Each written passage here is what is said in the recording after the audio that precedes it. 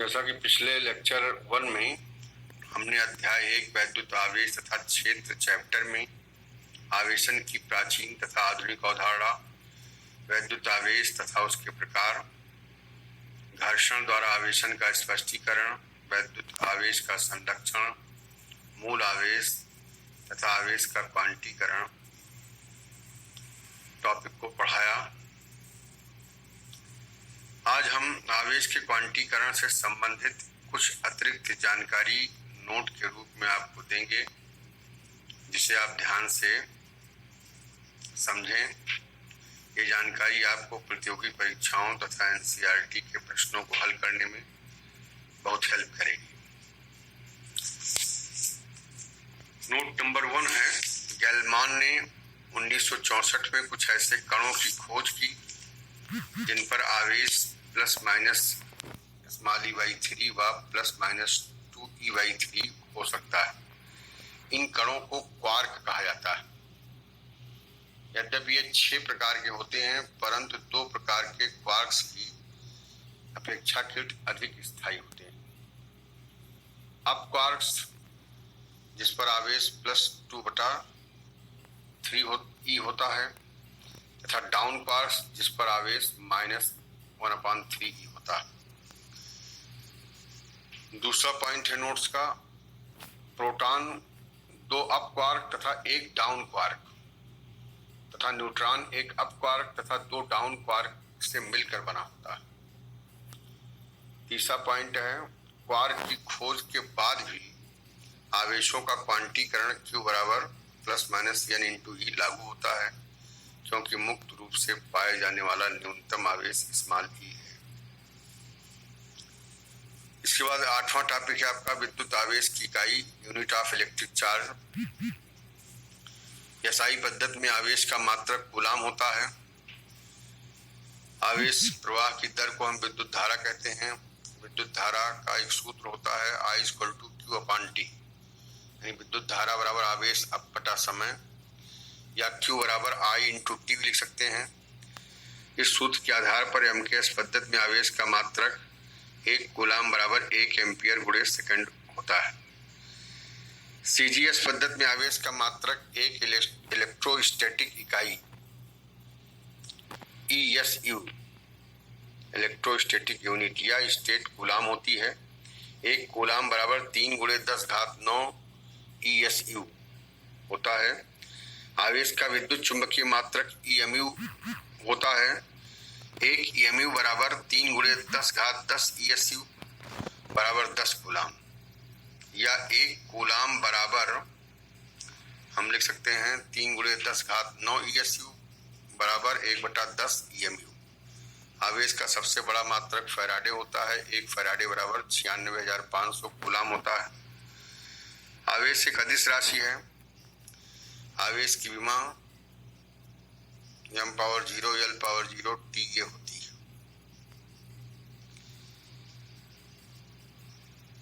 आवेशन की कुछ अन्य विधियां हैं, जैसे घर्षण विधि तो हम आपको बता चुके हैं पिछले लेक्चर में। अन्य विधियों में है चालन विधि, कंडक्शन मेथड।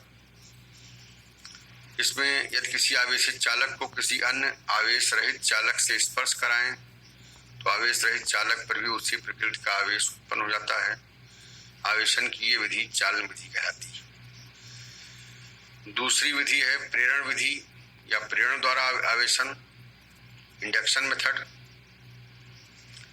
इसमें किसी आवेशित वस्तु को निकट रखने पर अनावेशित वस्तु में आवेश के पुनर्वितरण द्वारा उसके निकटतम पृष्ठ पर विपरीत प्रकृति के आवेश उत्पन्न होने की यह प्रक्रिया स्थिर वैद्युत प्रेरण कहलाती है। नीचे चित्र में दर्शाया गया है, यदि विद्युत रोधी स्टैंडों पर धातु के 2 आवेश रहित गोलों A व B को परस्पर संपर्क में रखें, जैसा कि चित्र A में दिखाया गया है।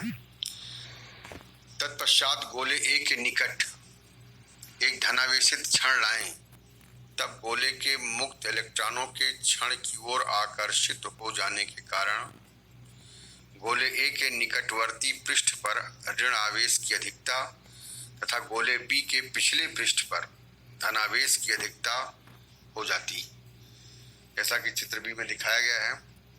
यदि आवेशित क्षण को गोले ए के निकट रखते हुए दोनों गोलों को एक दूसरे से पृथक कर दें तो दोनों गोलों पर विपरीत आवेश, यानी गोले ए पर ऋण आवेश तथा गोले बी पर धनावेश रहता है, जैसा कि चित्र सी में दिखाया गया है। यदि आवेशित क्षण को हटाकर गोलों के बीच की दूरी बढ़ा दें तब इन गोलों पर प्रेरित आवेश एक समान रूप से फैल जाता है। इस प्रकार गोला ए ऋणावेशित तथा गोला भी धनावेशित हो जाता है, जैसा कि चित्र डी में दिखाया गया है। आवेशित क्षण के आवेश को प्रेरक आवेश इंड्यूसिंग चार्ज तथा गोलों ए व बी पर उत्पन्न आवेश को प्रेरित आवेश इंड्यूस्ड चार्ज कहते हैं।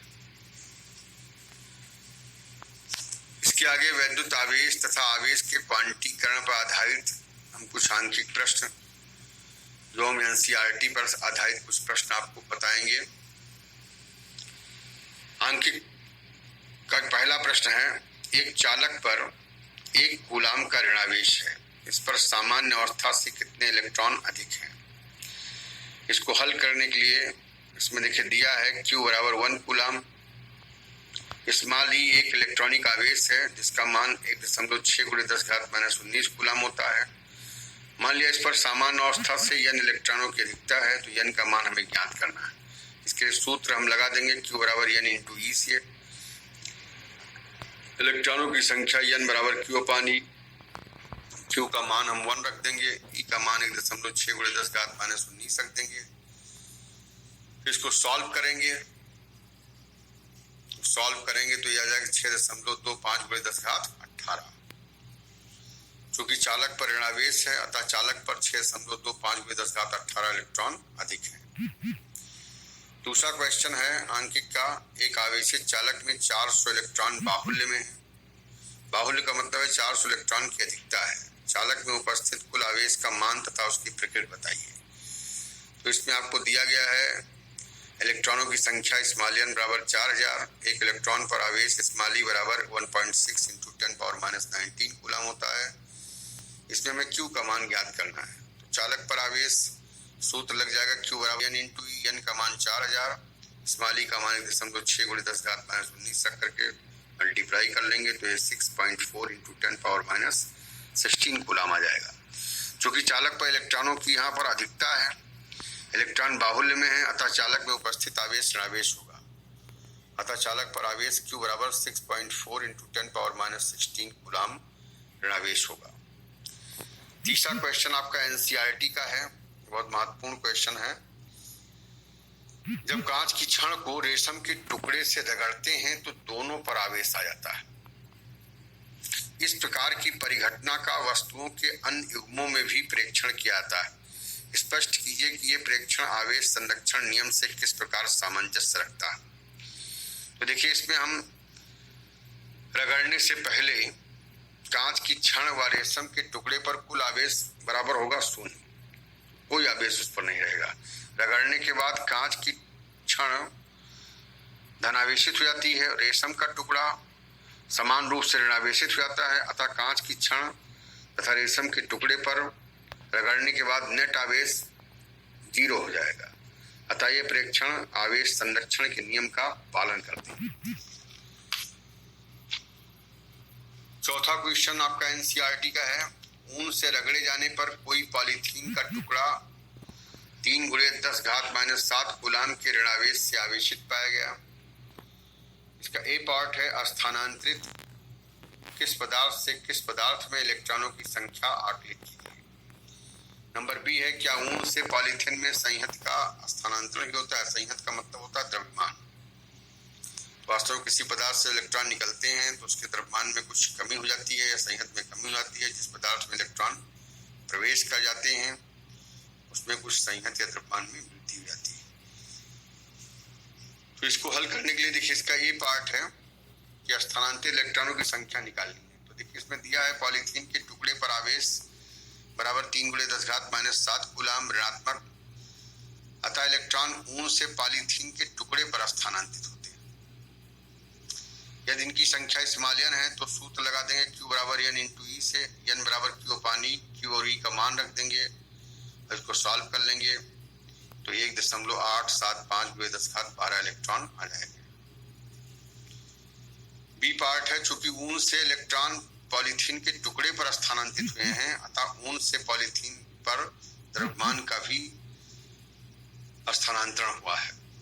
तो हस्तांतरित द्रव्यमान बराबर स्मॉल n गुणे m इंटू ई, यानी इलेक्ट्रॉनों की संख्या और गुणे जो है एक इलेक्ट्रॉन के द्रव्यमान से गुणा कर देंगे। तो इस तरह से जो है 1.875 × 10⁻12 को इलेक्ट्रॉन के द्रव्यमान 9.1 × 10⁻31 किलोग्राम से गुणा कर देंगे तो हस्तांतरित द्रव्यमान का मान ज्ञात हो जाएगा 1.71 × 10⁻18 किलोग्राम।